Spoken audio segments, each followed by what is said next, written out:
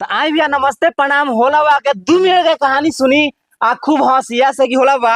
हाँ रुआ जन बहिनौरा जा चल गए रहनी ससुरारी। हाँ तनी उ कहानिया सुना दी तो। का कहिए भाई सब है।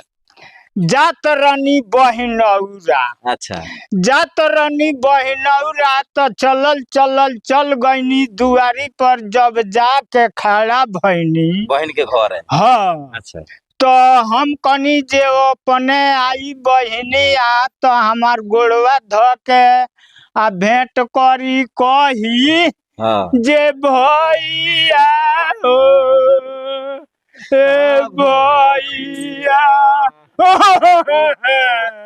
रोई माने गोड़वा थ के मन गोड़वा ध के रोई। हाँ ऊ कहतिया हाँ आजी जाओ ए जीजा।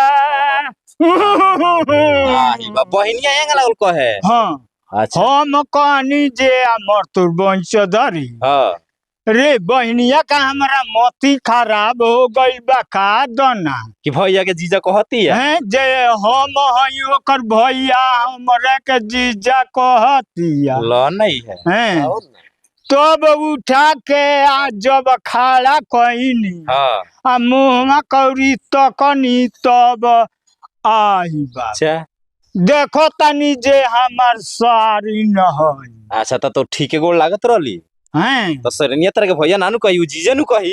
हाँ अच्छा हैं सरिनिया हई तो हम कहनी हाँ जे ए साली जी हाँ तू केना हमरा बहिनिया के घरे आइल बड़ू कहिया के हो कहिया के आलबुड़ बताओ।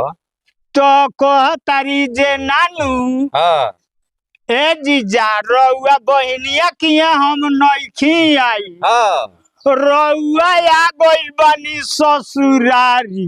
अच्छा हम कनिया मोर तोर बही चदरे हम चलवी बहिनौरा हाँ आ ससुरारी के नया गई रास्ता भुला गेल तरवा पता ना चल आ ना रास्तो ना मालूम चल। आ रस्तवो एके खल के दुनु लौकल तुम्हारा रउआ बहिनौरा जा चल गनी ससुरारी। ससुरारी। बाप रे बाप तो होला बाबा रउरा जैसा समझदार आदमी ये दुनिया में कहीं खोजला से मिली ना भैया लोग तो रउए लोग कमेंट करी लोग इनके यहाँ के बहिनौरा जा पहुंच गनी ससुरारी आ तनियो मनी हंसल होकल तो जरूर कमेंट कर ले एकरा के तनी शेयर कर दे लोग कि और भी लोग सुनो आ हंसो आ तनी भैया तनी होला बा के बारे में खूब बढ़िया कमेंट आओ।